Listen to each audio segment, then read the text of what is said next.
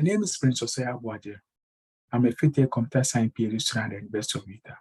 I am pleased to present our work titled Quantized Wasserstein Procrustes Alignment of Word Embedding Spaces at AMTA 2022. This is a joint work between the University of Utah and Visa Research. Across several disciplines such as natural language processing, computer vision, and biology, the task of aligning high-dimensional sets of embeddings is of great interest. The goal is to find the accurate correspondence between two sets of points in space, as shown in the illustration below. Several NLP tasks have benefited from the recent advances in deep learning. Deep learning requires large amounts of annotated data. However, most of these annotated data sets exist in high-resource languages, which have got hundreds of millions of documents online. This is not the same for medium and low-resource languages, which have got a few or no label data online. This is where cross-lingual NLP comes in. Cross-lingual NLP allows complex models built on a high-resource language like English to be directly applied on an aligned medium or low-resource language. Stock. X and Y represent the source and target language space respectively. Both X and Y contains N words in D dimension. At the heart of cross-lingual NLP is cross-lingual word embeddings. In the illustration below, X represents the English space and Y represents the Italian space. Both languages have got a similar structure, but oriented differently. We want to learn a transformation W to rotate X onto Y in order to create a shared cross-lingual vector space where words with similar meanings will obtain a similar vector called cross-lingual word embeddings, regardless of their language, as shown in the rightmost figure below. There are two of the models used to induce cross-lingual word embeddings. They are the supervised and the unsupervised cross-lingual word embedding models. Supervised cross-lingual word embedding models require seed translation pairs in order to induce the cross-lingual word embeddings. The seed translation dictionaries can be obtained by hiring, say, a translator, which could be expensive. The goal is to learn a linear transformation W that maps, say, the English space X to the Swahili space Y by minimizing the sum of the Euclidean distance between the translation pairs as seen in the equation below, which is also referred to as the Procrustes problem. By imposing an orthogonality constraint on W, the Procrustes problem becomes the orthogonal Procrustes problem, which has got a closed form solution.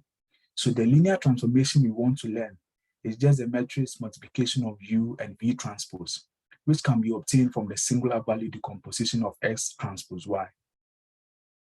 Under unsupervised cross-lingual word embedding models, we do not have access to the initial seed translation pairs between the source and target language space. So we rely on the topological similarities between the two spaces to generate the seed translation pairs, and then we can learn the transformation W.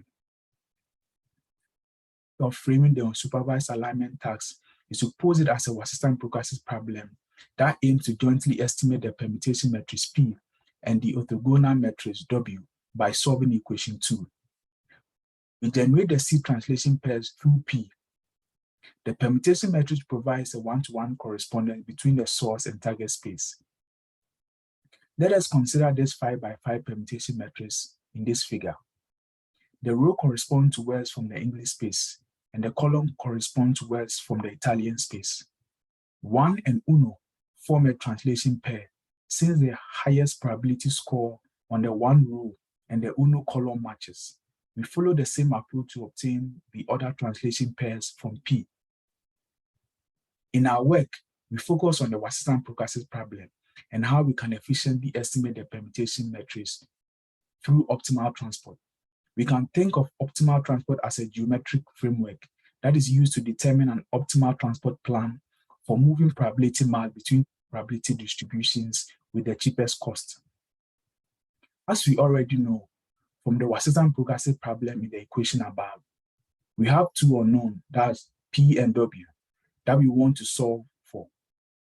W can be solved through the orthogonal Procrustes problem, and P can be estimated by minimizing the second order Wasserstein distance between XW and Y.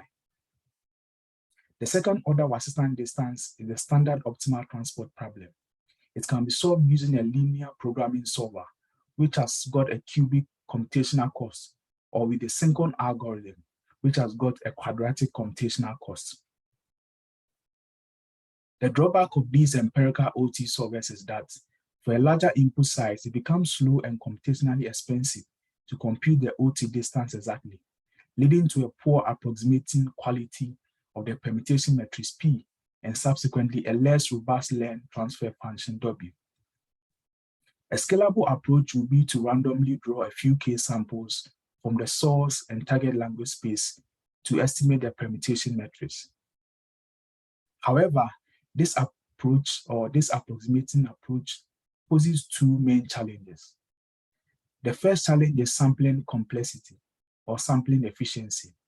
For sampling efficiency, the convergence rate to the true OT distance is given by k to the power -1/d, where d is the ambient dimension. Therefore, an effective approximation requires a larger k sample, since we are constrained by the curse of dimensionality from the power -1/d. The second challenge is computational efficiency. If we also decide to draw more samples to approximate the permutation matrix because of the curse of dimensionality, the OT solver will be slow and impractical to use. We are therefore limited by the maximum K samples to draw. Given challenges, Begner et al. 2021, in their work titled Improving Approximate Optimal Transport Distance Using Quantization, propose an efficient OT estimator to tackle these two challenges.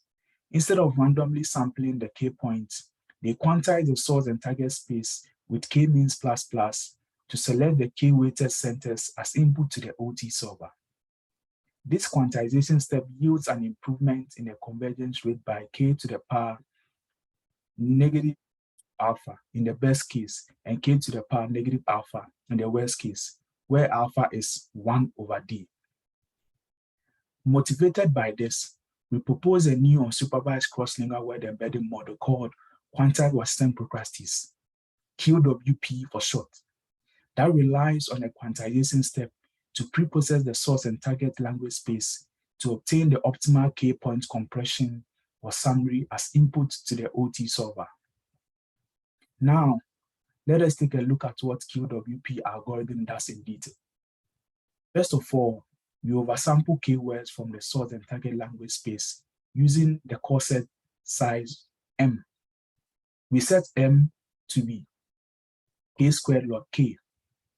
We then run K-means ++ on these M words to reduce the oversampled words to just the K centers or K anchor words.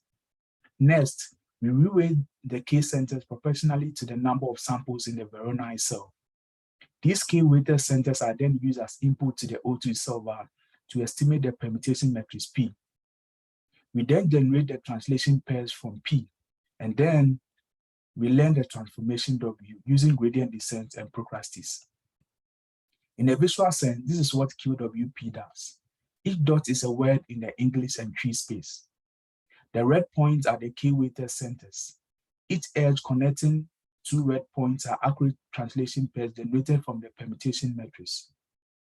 These K centers are much refined and less noisy compared to randomly sampling of the K points. The resulting translation pairs are then used to learn the transformation W. We evaluated QWP on the standard BLI tags. The goal of the BLI tag is to retrieve the target translations of the source language words. We use the 300-dimensional fastest embedding. We compared and evaluated QWP to 5 other cross-lingual word embedding models. We use the publicly available Muse translation dictionary for evaluation. Finally, we use 2 translation accuracy measures, that's precision at 1 and mean average precision. Table 1 summarizes the effects of the corset size within the Quantized Wasserstein Procrustes algorithm. We increase the corset size from 200 to 3,000. As expected, on all language pairs, the performance increases as the corset size increases. However, the performance plateaus from 2,000 to 3,000, indicating that probably 2,000 corset points is usually sufficient. Also, in all cases, K-means ++ corsets performs better than random sampling. In table 3, we fixed the corset size to 2000 and compared quantized Wasserstein Procrustes against other cross-lingual word embedding models. We see that quantized Wasserstein Procrustes achieve competitive results. In conclusion, we propose a new unsupervised cross-lingual word embedding model called Quantized Wasserstein Procrustes. We rely on the quantization of the source and target space. This approach substantially improves the approximation quality of the permutation matrix. Finally, we demonstrated that Quantized Wasserstein Procrustes achieves competitive results on the bilingual lexicon induction task. Thank you.